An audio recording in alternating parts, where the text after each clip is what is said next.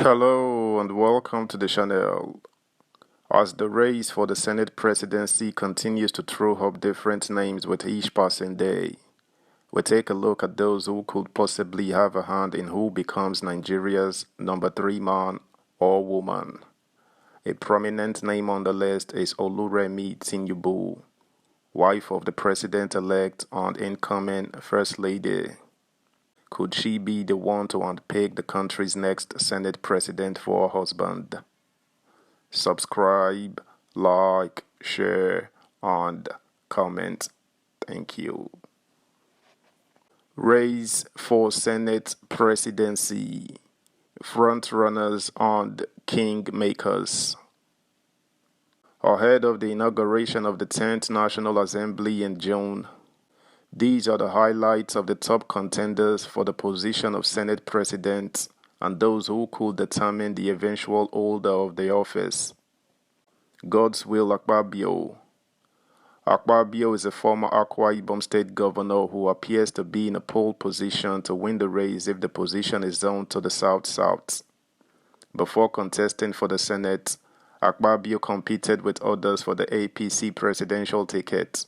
However, he surprisingly stepped down for the eventual winner of the primary and now president-elect, Bola Tinubu at the Eagle Square.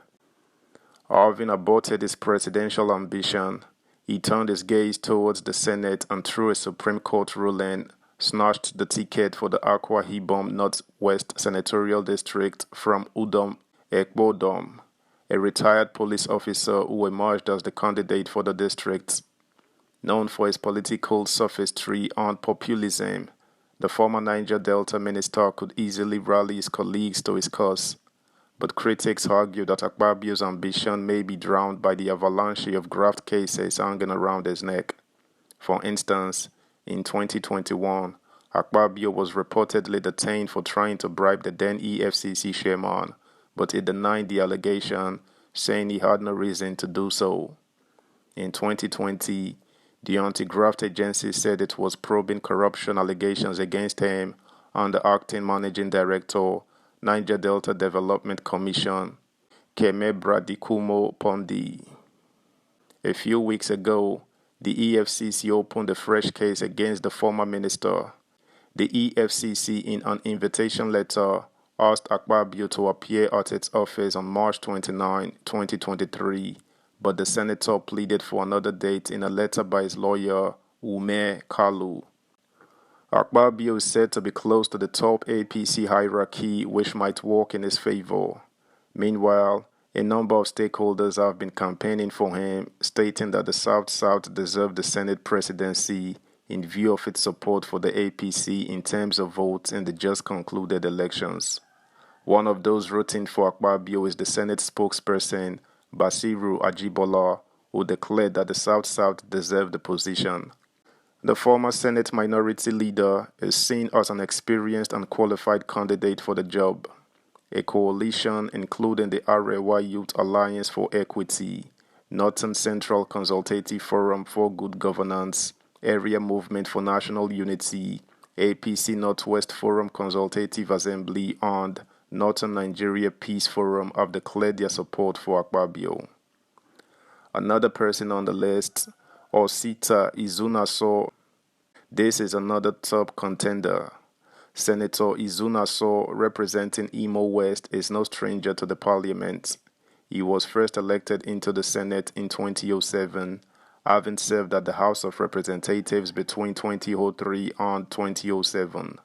In the last elections, he polled 78,349 votes to beat his closest rival and candidate of the Labour Party, Charles Ahize, who secured 37,029 votes. He obtained a BA Hons from the University of Jos 1989, a postgraduate degree in journalism from the University of Abuja 1998, and an MBA from the University of Calabar 2002.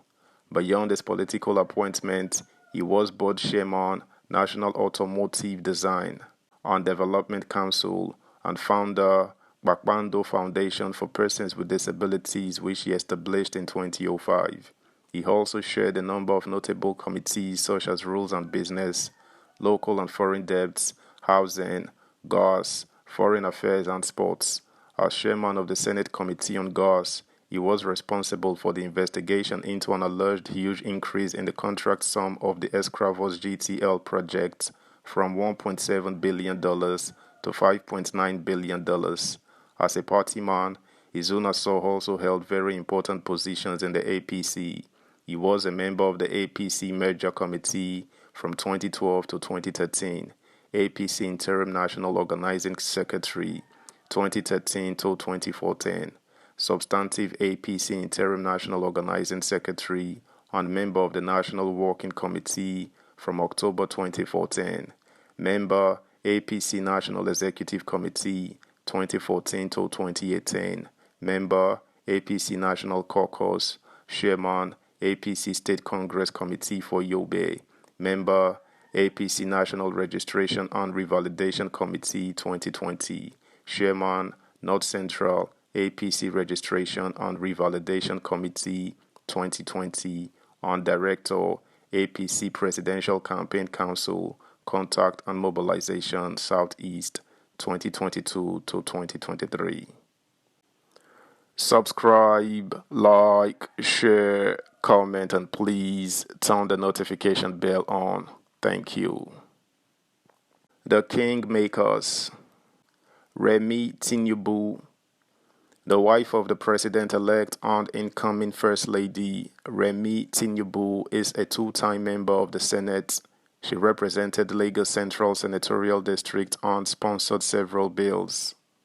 Remi's time in the Senate was not short of drama that made news headlines, as she showed how active she could be in debates and discussions, confronting her colleagues Smart Adeyemi and Dino Melaye at various times.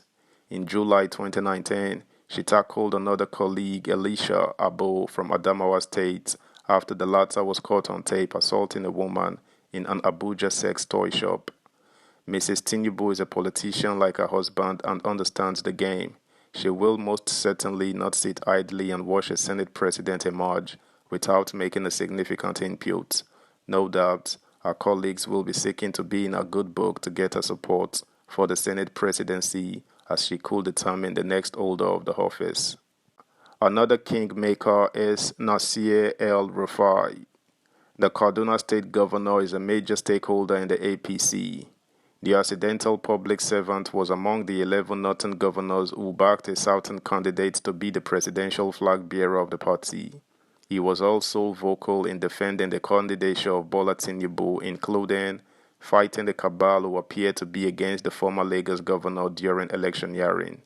He was seen with Tinubu throughout the campaign period and was visible in many media interviews fighting the presidency and the party while defending Tinubu. While El-Rufai has asked to be compensated with the appointment of Abbas Tajuddin as the next Speaker of the Federal House of Representatives, his candidate for the office of the Senate President cannot be a pushover. That's the news, guys. Thanks for listening. Until next time, bye.